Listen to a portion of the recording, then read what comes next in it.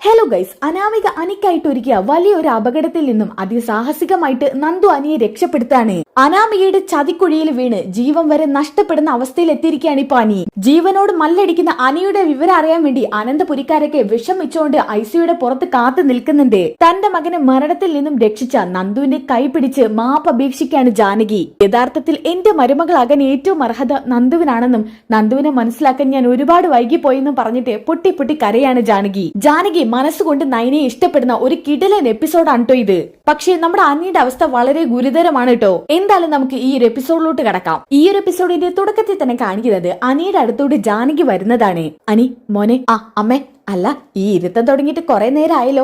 അത് വേറൊന്നും അല്ല അമ്മേ, കഴിഞ്ഞ പ്രാവശ്യം എന്റെ ബ്രാഞ്ചിൽ നല്ല സെയിലുണ്ടായിരുന്നു, അതിന്റെ ചില കാര്യങ്ങളൊക്കെ നോക്കുമായിരുന്നു. പിന്നെ ആദർശേട്ടൻ ഇപ്പൊ നയനേട്ടത്തിയുടെ പിന്നാലെയല്ലേ, അതുകൊണ്ട് ആദർശേട്ടന്റെ കുറച്ച് ജോലിഭാരം കൂടി എന്റെ തലയിലോട്ടായിട്ടുണ്ട്.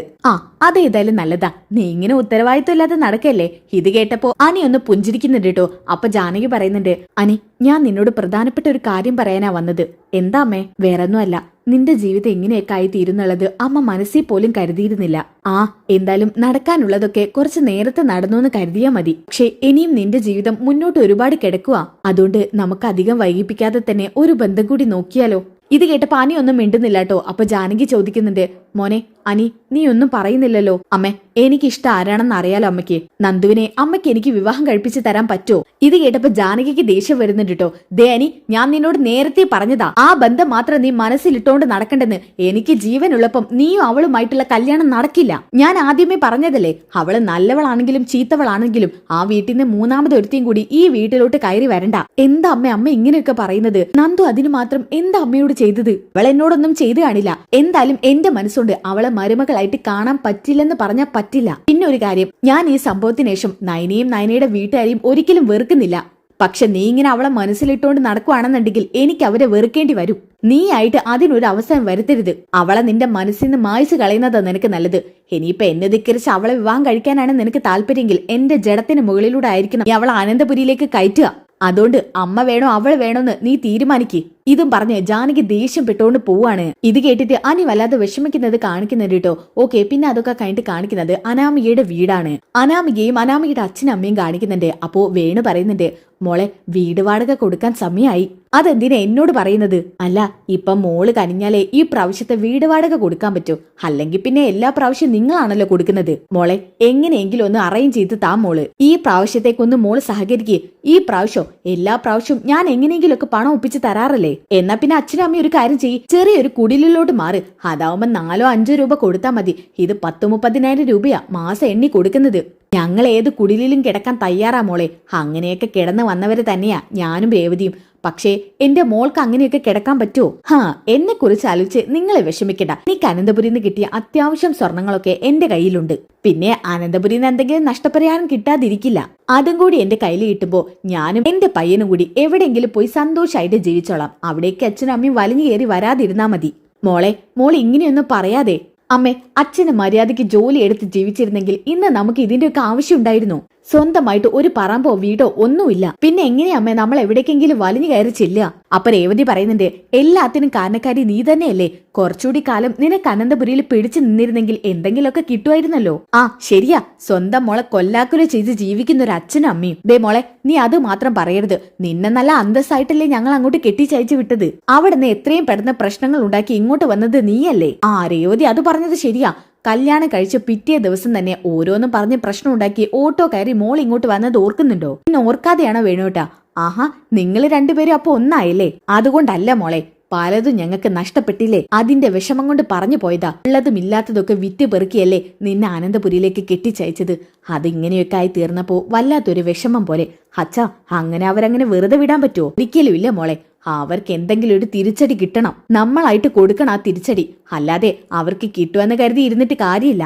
അതിനിപ്പോ നമുക്ക് എന്ത് ചെയ്യാൻ പറ്റും മോളെ?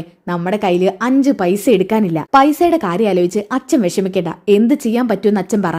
അത് പിന്നെ അവർക്ക് ഏറ്റവും വലിയ തിരിച്ചടി എന്താണോ കൊടുക്കാൻ പറ്റുന്നത് അത് തന്നെ അവർക്ക് കൊടുക്കണം. അച്ഛാ, ആ ആദർശ് എന്ന് പറയുന്നവനെ അങ്ങ് കൊന്നാലോ? അയ്യോ, അവനെ വേണ്ട, അവനെ തൊട്ട് കളിക്കുന്നത് അത്ര നല്ല കാര്യമല്ല. അതെന്താ വെച്ചാ അത്യാവശ്യം 4-5 പേരെയൊക്കെ ഇടിച്ചൊതുക്കാനുള്ള കഴിവൊക്കെ ഉണ്ട്. എന്നാ ഈ പറഞ്ഞ അനിക്കതില്ല. ഇവന് കിട്ടേണ്ട എല്ലാ സ്നേഹവും വാത്സല്യവും അനിക്കും കിട്ടിയിട്ടുണ്ടല്ലോ. അതുകൊണ്ട് എന്റെ മോളുടെ ജീവിതം തകർത്ത് കുട്ടിച്ചോറാക്കിയതും ഒരുത്തിയുടെ കൂടെ ജീവിതം പങ്കിടാൻ പോകുന്നവനുമല്ല അവൻ. അപ്പൊ അവനല്ലേ മോളെ തിരിച്ചടി കിട്ടേണ്ടത്. അതച്ഛൻ പറഞ്ഞത് ശരിയാ, ഞാൻ അത്രയ്ക്കങ്ങ് ആലോചിച്ചില്ല. എന്നാ പിന്നെ മോളെ ഏറ്റവും നല്ലൊരു ഗുണ്ടയെ തന്നെ നോക്കിയിട്ട് പണി ഏൽപ്പിക്കാം. അച്ഛൻ ഗുണ്ടയെ നോക്കണ്ട, അതിനു പകരം ഞാൻ ഒരാളെ കണ്ടുവച്ചിട്ടുണ്ട്. അതാരാ മോളെ? അതൊക്കെയുണ്ട്, അച്ഛൻ എന്റെ കൂടെ വാ, നമുക്ക് അയാളെ ഒന്ന് ചെന്ന് കാണാം. എന്നാ പിന്നെ നമുക്ക് സമയം വൈകിക്കേണ്ട, എത്രയും പെട്ടെന്ന് നല്ല അടുത്തേക്ക് പോവാം. ഇതും പറഞ്ഞുകൊണ്ട് അനാമിക അച്ഛനും കൂടി അയാളുടെ അടുത്തോട്ട് പോവാട്ടോ. പിന്നെ കാണിക്കുന്നത് ഒരു ഗോഡൌൺ ആണ്. മോളെ, ഇവിടെയാണ് അയാൾ ഉണ്ടാവുക. അതെ അച്ഛാ. അച്ഛൻ വാ. ഇതും പറഞ്ഞ് അനാമിക അയാളെയും കൂടി കൂട്ടിയിട്ട് അകത്തോട്ട് കയറി പോവാണ്. അപ്പൊ ഒരു ഗുണ്ട വന്ന് തടഞ്ഞു നിർത്തുന്നുണ്ട് കേട്ടോ. ആരാ?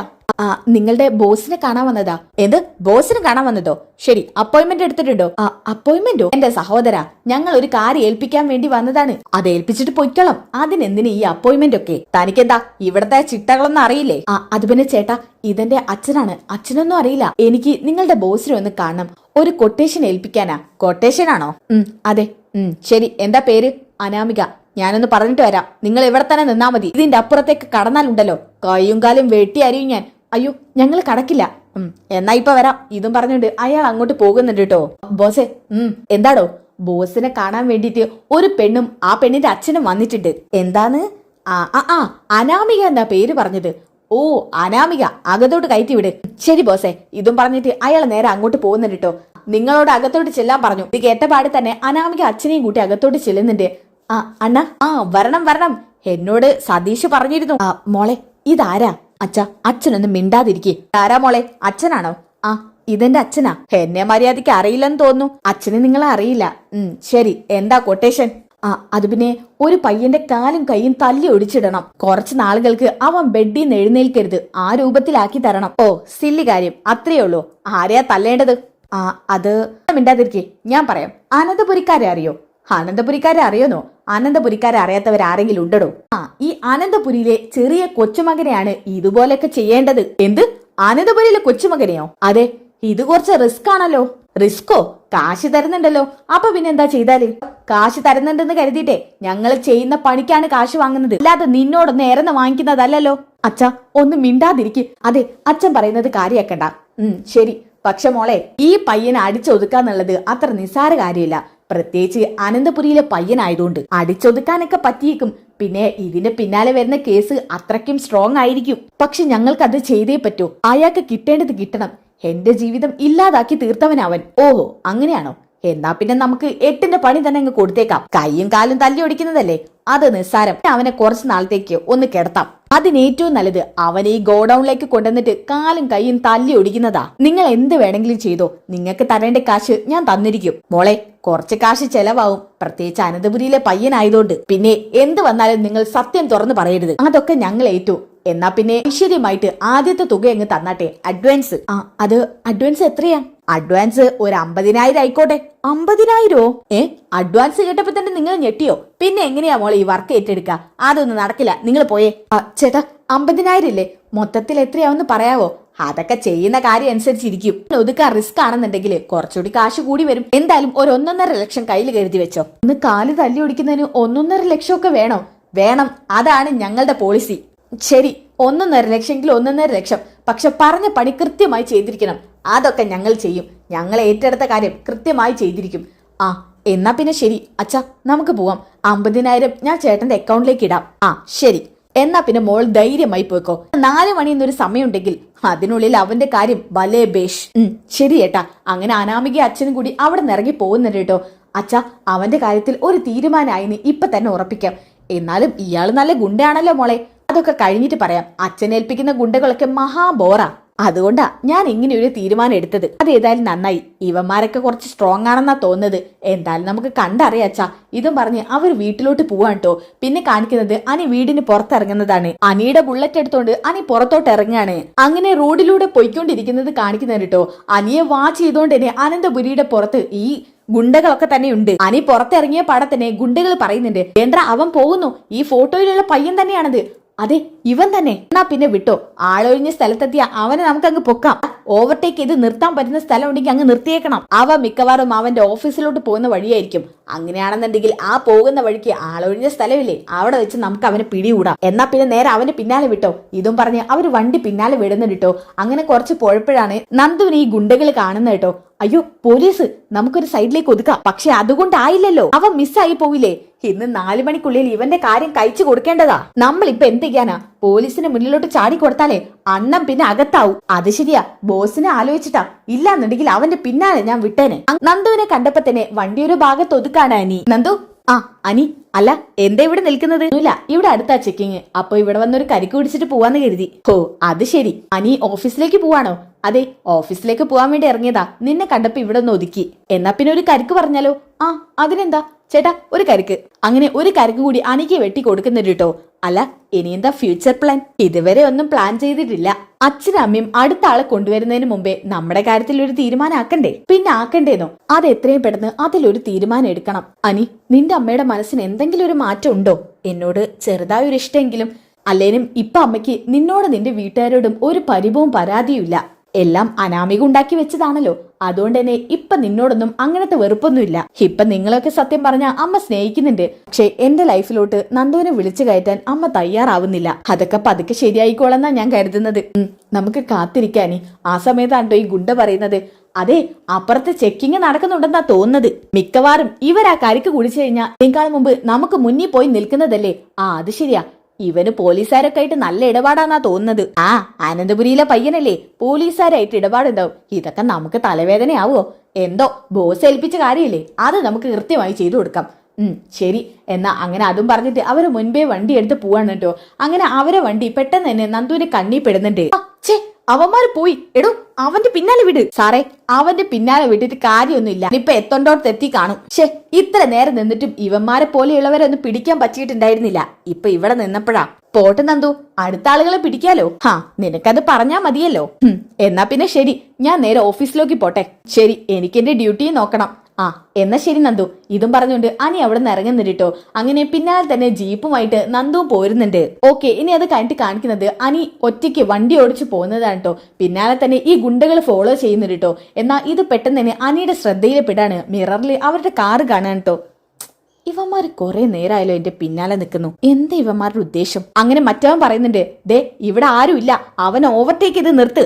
കുറച്ചുകൂടി മുന്നോട്ട് പോട്ടറാ. അതൊന്നും വേണ്ട, ഇവിടെ തന്നെ നമുക്ക് പിടിക്കാം. ഇതും പറഞ്ഞുകൊണ്ട് ഓവർടേക്ക് ചെയ്ത് നിർത്തുന്നുണ്ട് കേട്ടോ. ആ സമയത്ത് അനി ബൈക്കിൽ നിന്ന് ഇറങ്ങുന്നുണ്ട്. സാറേ നമസ്കാരം. ആരാ നിങ്ങള്? കുറെ നേരമായിട്ട് എന്നെ നിങ്ങൾ ഫോളോ ചെയ്യുന്നുണ്ടല്ലോ. പിന്നെ ഞങ്ങൾക്ക് വേണ്ടിവരല്ലേ ഞങ്ങൾ ഫോളോ ചെയ്യാ. നിങ്ങൾ എന്തിനാ എന്നെ ഫോളോ ചെയ്യണം? ഞങ്ങൾക്ക് നിന്നെ വേണം. ദേ എന്താ നിങ്ങളുടെ ഉദ്ദേശം? ഉദ്ദേശം പറയടാ, പിടിക്കടാ അവനെ പറഞ്ഞുകൊണ്ട് അനി എല്ലാരും കൂടി ചേർന്ന് പിടിക്കുന്നു കേട്ടോ. അനി കഴിയുന്നത് പരമാവധി അവരിൽ നിന്നൊക്കെ എതിർത്തോടാൻ ശ്രമിക്കുന്നുണ്ടെങ്കിലും അനിയുടെ തലക്കൊരു വടി വെച്ച് അടിക്കാണ് ഒരുത്തൻ. അപ്പൊ തന്നെ അനിയുടെ ബോധം പോകുന്നുണ്ട് കേട്ടോ. അനിയും കൂടി പൊക്കിയിട്ട് അവര് നേരെ ഗോഡൌണിലോട്ട് ചെല്ലുന്നുണ്ട് കേട്ടോ. അങ്ങനെ ഗോഡൌണില് ഒരു ചെയറിൽ കെട്ടിയിട്ടിരിക്കാണ്. അനിയെ കണ്ട പാടത്തന്നെ ഈ ബോസ് പറയുന്നുണ്ട്, കൊള്ളാടാ, നിങ്ങളെ ഏൽപ്പിച്ച ദൗത്യം നിങ്ങൾ കൃത്യമായി പൂർത്തിയാക്കി. അല്ല ഇവൻ നടന്നിട്ടല്ലല്ലോ വന്നത്, ഇവന് വണ്ടി കാണില്ലേ? നിങ്ങൾ ഇവന്റെ വണ്ടി എന്ത് ചെയ്തു? അയ്യോ ബോസേ, വണ്ടി അവിടെ നടുറോട്ടിൽ തന്നെയാ. എന്തോ നാടാ നീ ചെയ്തത്? വണ്ടി ആരും കാണാത്തൊരു ഭാഗത്തോട്ട് മാറ്റി വെക്കണ്ടേ? അത് പിന്നെ ഇവനെ പിടിച്ച് കയറ്റുന്ന തിരക്കില് ഞങ്ങള് മറന്നുപോയി. ഗ്ലൗസ് ഇട്ടിട്ട് ഇവന്റെ വണ്ടി ഒരു ഭാഗത്തോട്ട് മാറ്റി ഒതുക്കണം എന്നുള്ളത് നിങ്ങളോട് ഞാൻ നേരത്തെ പറഞ്ഞതല്ലേ. അത് പോയി ചെയ്യടാത്. ഇനിയിപ്പൊ ചെന്ന് കഴിഞ്ഞാൽ ആരെങ്കിലും കണ്ണിപ്പെടും. ഇത് വലിയ കഷ്ടമാണല്ലോ. ഒന്ന് ചെയ്താ ഒന്നും തല കുത്തനം ചെയ്തോണ്ട് വരും. ഇനി എന്തൊക്കെയാണോ ഉണ്ടാകാൻ പോകുന്നത്? അതിനു മുമ്പ് ഇവന്റെ കാര്യം തീർക്കണം. അതിന് ഇവന് ബോധം വരണ്ടേ സാറേ? ഇവൻ ആരാടോ തലക്കടിച്ചത്? ഈ ബണ്ടുവാ. എടോ താൻ എങ്ങനെയാ ഇവന്റെ തലക്കടിച്ചത്? ഞാൻ ഈ വടി കൊണ്ട് അടിച്ചത്. ഇവന്റെ ബോധം വരുന്നത് വരെ എനിക്ക് കാത്തു നിൽക്കണം. ബ്ലീഡിംഗ് ഒന്നും ഇല്ലല്ലോ അവന്റെ തലയ്ക്ക്. അങ്ങനത്തെ പ്രശ്നങ്ങളൊന്നുമില്ല. ഓക്കെ, ഇനി അതൊക്കെ കഴിഞ്ഞിട്ട് കാണിക്കുന്നത് നന്ദു ഡ്യൂട്ടിയും കഴിഞ്ഞ് ആ വഴിയിലൂടെ വരുന്നതാണ് കേട്ടോ. അങ്ങനെ വരുന്ന സമയത്താണ് ആൾക്കൂട്ടം കാണുന്നത്. ഇത് കണ്ടപ്പോ നന്ദു വണ്ടി ഒതുക്കിയിട്ട് അങ്ങോട്ട് ചെല്ലുന്നുണ്ട്. എന്താ എല്ലാരും എന്താ ഇവിടെ കൂടി നിൽക്കുന്നേ?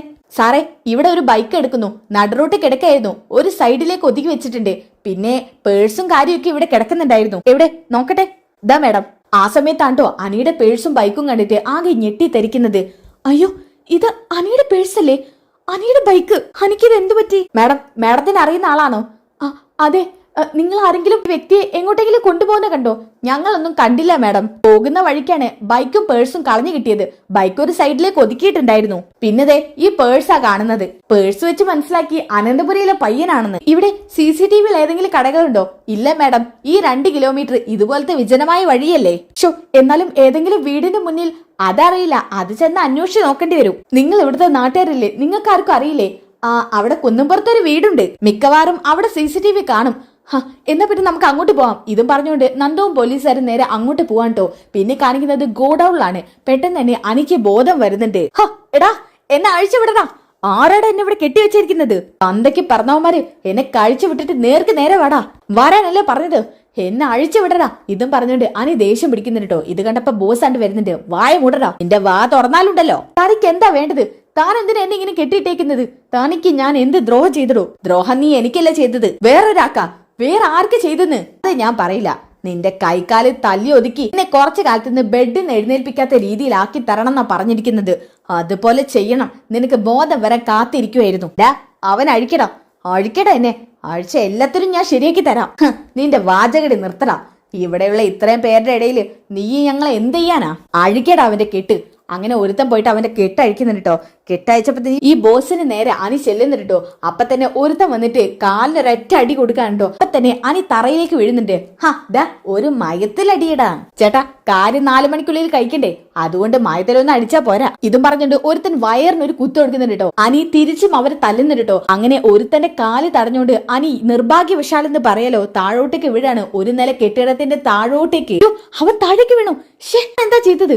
ബോസെ, എന്റെ കാല് തടഞ്ഞ അവൻ വീണതാ. ഷോ, അവൻ എങ്ങാനും ചത്ത നിന്റെ തലയിലോട്ട് ഇരിക്കും. നിന്നെ ഒറ്റ കൊടുത്ത് ഞാൻ മുങ്ങും. ഇതും പറഞ്ഞോണ്ട് ബോസ് നേരെ താഴോട്ട് ചെല്ലാട്ടോ. എല്ലാരും താഴോട്ടേ ചെന്നപ്പോ അനി രക്തത്തെ കുളിച്ചു കിടക്കുന്നതാട്ടോ കാണിക്കുന്നത്.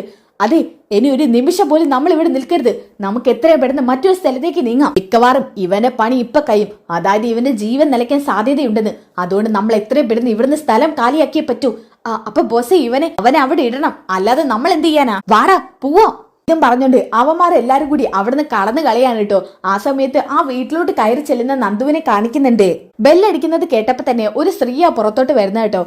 ഇച്ചായ, പോലീസോ? ഇതും പറഞ്ഞ് ഇച്ചായം പുറത്തേക്ക് ഇറങ്ങുന്നുണ്ട് കേട്ടോ. എന്താ മേഡം? നിങ്ങൾ പേടിക്കണ്ട, നിങ്ങൾ ചില കാര്യങ്ങൾ അറിയാൻ വന്നതാ. എന്താ മേഡം? ഇവിടുന്ന് 2 കിലോമീറ്റർ സഞ്ചരിച്ചിട്ട് നിങ്ങളുടെ ഈ വീട്ടിൽ മാത്രമേ CCTV ഉള്ളൂ. അതൊന്ന് പരിശോധിച്ചാൽ കൊള്ളാന്നുണ്ട്. എന്താ മേഡം, എന്തെങ്കിലും പ്രശ്നമുണ്ടോ? പ്രശ്നമുണ്ട്. ഒരാളെ ഇതിലൂടെ തട്ടിക്കൊണ്ട് പോയിട്ടുണ്ട്. അതാരാണെന്ന് അറിയണം. വണ്ടി നമ്പറെങ്കിലും കിട്ടിക്കഴിഞ്ഞാൽ പിന്നെ അവരെ ട്രാക്ക് ചെയ്യാൻ പറ്റിയാലോ? എന്നാ പിന്നെ മേഡം വാ, ഞാൻ CCTV ദൃശ്യങ്ങൾ കാണിക്കാം. ശരി. ഇതും പറഞ്ഞ് അങ്ങോട്ടേക്ക് ചെല്ലുന്നുണ്ട് കേട്ടോ. അങ്ങനെ CCTV ഫുട്ടേജ് ഒക്കെ പരിശോധിക്കുന്ന സമയത്താണ് ആ ജീപ്പ് കാണുന്നത് കേട്ടോ. ഇത് അവന്മാരല്ലേ? ഈ വണ്ടി മാത്രമാണ് മാഡം പറഞ്ഞ ആ സമയത്ത് കടന്നു പോയിട്ടുള്ളത്. അപ്പൊ പിന്നെ ഇവന്മാരാണെന്ന് ഉറപ്പിക്കാം. ഇവന്മാര് എങ്ങോട്ട് പോയി കാണും? അതെ, ഇവിടെ നിങ്ങൾക്ക് സംശയമുള്ള ഗുണ്ടകളുടെ വാസസ്ഥലം വല്ലതുണ്ടോ? അത് പിന്നെ ഉണ്ടെങ്കിൽ ഒന്ന് പറയണം. ഒരാളുടെ ജീവിത പ്രശ്നം. ഇവിടെ മേലെ പുറത്ത് ഒരു ഗോഡൌൺ ഉണ്ട്. അവിടുത്തെ സ്ഥിതിഗതി എന്താണെന്നൊന്നും അറിയില്ല. ചില സമയങ്ങളിൽ അവിടെ ആളനക്കം ഉണ്ടെന്നൊക്കെ പറഞ്ഞു കേൾക്കാറുണ്ട്. അതിലൂടെ പോകുന്നവരൊക്കെ കാണാറുണ്ട് അവിടെ വെളിച്ചം. മിക്കവാറും അത് ഗുണ്ടകളുടെ വാസസ്ഥലം ആവാനാ സാധ്യത. ഇവിടെ അടുത്താണോ?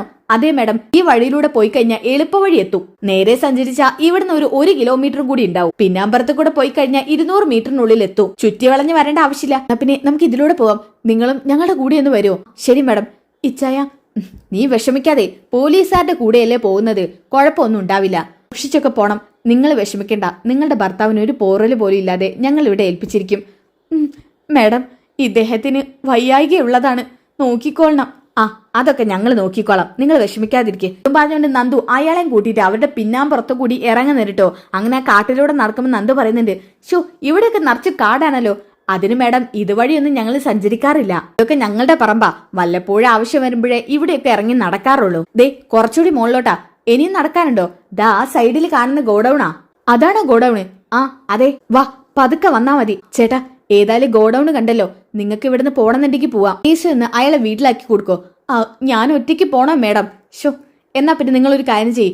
നിങ്ങൾ ഇവിടെ നിന്നോ, ഞാൻ അകത്തോട്ട് കയറി വരാം. മേഡം ഒറ്റയ്ക്ക് പോണോ? അതൊന്നും കുഴപ്പമില്ല, നിങ്ങൾ ഇവിടെ നിന്നോ. ഇതും പറഞ്ഞുകൊണ്ട് നന്ദു ഒറ്റയ്ക്കാണ് കേട്ടോ അകത്തോട്ട് പോകുന്നത്. കയ്യിൽ ഗണ്ണും ഉണ്ട് കേട്ടോ. അങ്ങനെ നന്ദു പതുക്കെ അവിടെ എത്തുന്നുണ്ട് കേട്ടോ. ഗുണ്ടകൾ ഉണ്ടോന്ന് അറിയാൻ വേണ്ടിട്ട് മതിലിന്റെ പിന്നാലെയൊക്കെ ഇങ്ങനെ ചേർത്ത് നിന്നിട്ട് പല സ്ഥലങ്ങളിൽ നോക്കിയിട്ടാണ് കേട്ടോ നന്ദു പോകുന്നത്. പക്ഷെ അവിടെ ഒന്നും കാണാനില്ല കേട്ടോ. ഒരു ചെയറിൽ കുറച്ച് കയറ് കെട്ടി കുടുങ്ങിയിരിക്കുന്നത് കാണുന്നുണ്ട്. അപ്പോ നന്ദുവിന് തോന്നാണ് അനിയെ ഇവിടെ തന്നെ ആയിരിക്കും കെട്ടിയിട്ടേന്നുള്ളത്. അങ്ങനെ ചുറ്റിലും നന്ദു നോക്കുന്നുണ്ട്. പക്ഷെ എവിടെയും അനിയെ കാണാനില്ല കേട്ടോ. അങ്ങനെ നിരാശപ്പെട്ട് ഇറങ്ങി പോകേണ്ട അവസ്ഥയാണ് ഉണ്ടാവുന്നത്. അപ്പൊ എസ് ഐ ചോദിക്കുന്നുണ്ട്, മാഡം ഒന്നും ആയില്ലേ? എനിക്കറിയില്ല, നമ്മൾ ഇങ്ങോട്ട് വരുന്നു എന്നുള്ള ഇൻഫോർമേഷൻ അവർക്ക് കിട്ടിയിട്ടുണ്ട്. അതുകൊണ്ട് തന്നെ അനിയെ കൂട്ടി അവരെങ്ങോട്ടോ കടന്നു കളഞ്ഞിട്ടുണ്ട്. ഇനി നമ്മൾ അനിയെ എവിടെ പോയി നോക്കും മാഡം? അറിയില്ല. ആ സമയത്താണ് അനിയുടെ ബോഡി കണ്ടിട്ട് ഒരു പോലീസുകാരൻ പറയുന്നത്, മാഡം മാഡം ഇങ്ങോട്ട് വന്നേ. എന്താ മാഡം, ഇതല്ലേ അനി? ആ സമയത്ത് നന്ദു അനിയെ കാണാൻ കേട്ടോ. അനി ഇതും പറഞ്ഞ് അനിയെ വാരി പുണരുന്നുണ്ട് കേട്ടോ. അനിയുടെ തലയിൽ നിന്നൊക്കെ ബ്ലഡ് വന്നിട്ട് ഒഴുകുന്നുണ്ട്. മാഡം കണ്ടിട്ട് ഈ നിലയിൽ നിന്ന് താഴേക്ക് വീണതാണെന്നാ തോന്നുന്നത്. നോക്കി നിൽക്കാതെ അനിയെ എടുക്ക്, ഹോസ്പിറ്റലിലേക്ക് കൊണ്ടുപോകാം. നന്ദു ആണെന്നുണ്ടെങ്കിൽ കരയുന്നുണ്ട് കേട്ടോ. അനിയെ കൊണ്ടുപോകുമ്പോ സങ്കടപ്പെട്ടുകൊണ്ടാണ് കേട്ടോ നന്ദു അനിയെ കൊണ്ടുപോകുന്നത്. അങ്ങനെ അവര് പോലീസ് ജീപ്പിലേക്ക് എടുത്ത് കയറ്റുന്നുണ്ട്. അങ്ങനെ പെട്ടെന്ന് തന്നെ ഹോസ്പിറ്റലിലോട്ട് വിടാൻ കേട്ടോ. അങ്ങനെ നന്ദു പെട്ടെന്ന് തന്നെ ആദർശിനെ ഫോൺ ചെയ്യുന്നുണ്ട്. വിവരം അറിഞ്ഞ ആദർശ് ആകെ ഞെട്ടുന്നുണ്ട് കേട്ടോ. നന്ദു ഞങ്ങൾ അങ്ങോട്ട് വരാം, മോളെ ഹോസ്പിറ്റലിലേക്ക് വിട്ടോ. ഇതും പറഞ്ഞിട്ട് ആദർശ് നേരെ അവിടെ നിന്ന് ഇറങ്ങാൻ കേട്ടോ. പിന്നെ കാണിക്കുന്നത് ഹോസ്പിറ്റലിൽ എത്തുന്നതാണ്. അനിയെ നേരെ ICUയിലേക്ക് കൊണ്ടുപോകുന്നുണ്ട്. ചെക്ക് ചെയ്യാൻ വേണ്ടിട്ട് ഹോസ്പിറ്റലിൽ നിന്ന് ഡോക്ടർ നേരെ അകത്തോട്ട് കയറുന്നുണ്ട് കേട്ടോ. എന്റെ അനിക്ക് ഒരു ആപത്തും വരുത്തരുത് ഈശ്വര, അനിക്ക് ഒരു കുഴപ്പവും വരുത്താതിരിക്കണേ. അനിയില്ലെങ്കിൽ ഞാൻ ജീവിച്ചിരിക്കില്ല. ഇതൊക്കെ പറഞ്ഞ് നന്ദു കരഞ്ഞ് കലങ്ങിയ കണ്ണോട് കൂടിയിട്ട് ഒരു സൈഡിൽ ഇരിക്കുന്നുണ്ട്. അപ്പോഴാണ് ആദർശ് അങ്ങോട്ട് വരുന്നത്.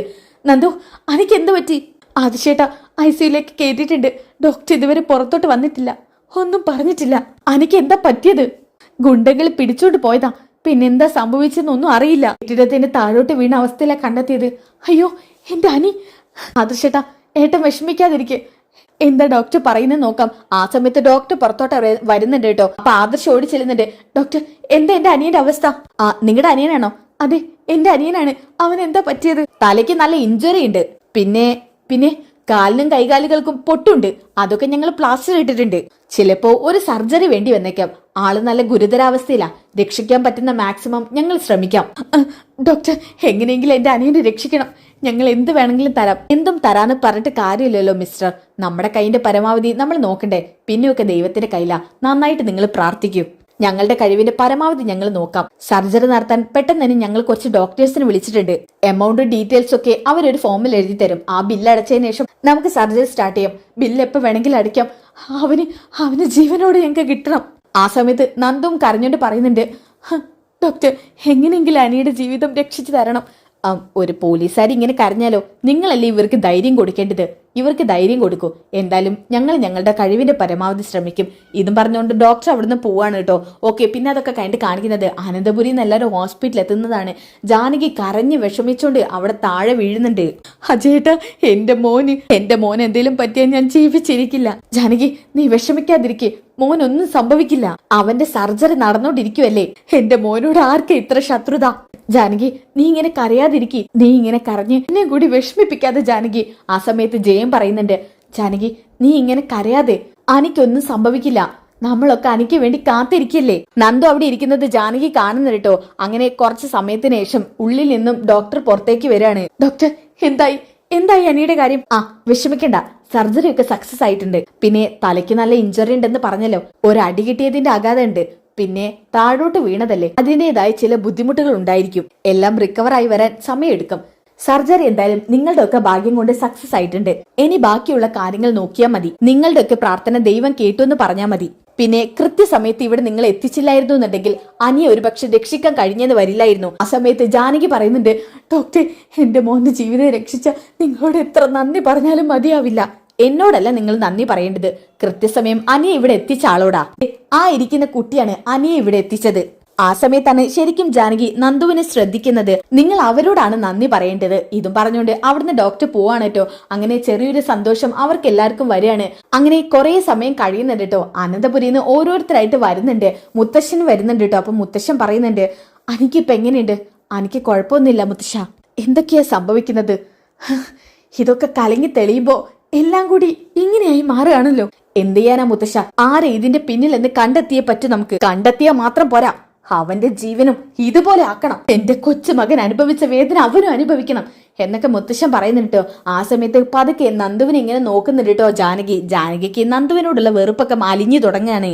അങ്ങനെ ജാനകി പതുക്കെ ഇരുന്നിടത്തുനിന്ന് എഴുന്നേൽക്കുന്നുണ്ട്. എന്നിട്ട് നന്ദുവിന് നേരെ നടക്കുന്നുണ്ട് കേട്ടോ. നന്ദു ജാനകി തന്റെ അടുത്തോട്ട് വരുന്ന കണ്ടിട്ട് ആ ഇരുന്നിടത്തുനിന്ന് നന്ദു എഴുന്നേൽക്കുന്നുണ്ട്. എന്നിട്ട് നന്ദുവിന്റെ കൈകൾ കോർത്ത് പിടിക്കുന്നുണ്ട് കേട്ടോ ജാനകി. മോളെ, ഈ അമ്മയോട് ക്ഷമിക്കണം. മോക്ക് ഒരിക്കലും എന്നോട് പൊറുക്കാൻ പറ്റില്ല. നിങ്ങളെ തമ്മിൽ അകറ്റിയത് ഞാനല്ലേ. ശരിക്കും ഹനിയുടെ ഭാര്യയായി വരേണ്ടത് മോളായിരുന്നു.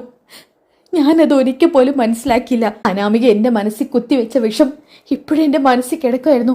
പക്ഷെ എന്റെ മരുമകളാവേണ്ടത് മോൾ തന്നെയാണ്. ഈ അമ്മയ്ക്ക് മാപ്പ് തരണം എന്ന് പറഞ്ഞിട്ട് കാലിൽ വീഴുന്നുണ്ട് കേട്ടോ. ആ സമയത്ത് എല്ലാരും കൂടി പിടിച്ച് എഴുന്നേൽപ്പിക്കുന്നുണ്ട്. നന്ദു പറയുന്നുണ്ട്, അമ്മേ എനിക്കതൊന്നും ഒരു കുഴപ്പമില്ല. അമ്മ ഇപ്പോഴെങ്കിലും എന്നെ മനസ്സിലാക്കിയല്ലോ, എനിക്കത് മതി. എന്റെ കുട്ടിയുടെ ജീവിതം തിരിച്ചു കിട്ടാൻ കാരണം മോളാണ്. മോളോട് എത്ര നന്ദി പറഞ്ഞാലും മതിയാവില്ല. ഇങ്ങനെ കരഞ്ഞുകൊണ്ട് ജാനകി നമ്മുടെ നന്ദുവിനെ കെട്ടിപ്പിടിച്ച് ചേർത്ത് നിർത്തുന്നുണ്ട്. ഇതൊക്കെ കണ്ടിട്ട് ജയനും അജയനും മുത്തശ്ശനും ഒക്കെ ഒരുപാടേറെ സന്തോഷിക്കുന്നുണ്ട് കേട്ടോ. എന്തായാലും ജാനകിക്ക് തിരിച്ചറിയാനുണ്ടായ ഒരു സിറ്റുവേഷൻ ആണിത്. ഇതിനുശേഷം ഇനി എന്തൊക്കെ സംഭവിക്കാന്ന് അറിയണമെന്നുണ്ടെങ്കിൽ നിങ്ങൾ നെക്സ്റ്റ് എപ്പിസോഡൊന്ന് കമന്റ് ചെയ്യുക. എന്തായാലും വൈകാതെ തന്നെ ഈ ഒരു എപ്പിസോഡ് പത്രമാറ്റിൽ വരുന്നതായിരിക്കും. അപ്പോൾ അടുത്ത വീഡിയോയിൽ കാണുന്നവരേക്കും എല്ലാവർക്കും ബൈ ഗായ്സ്.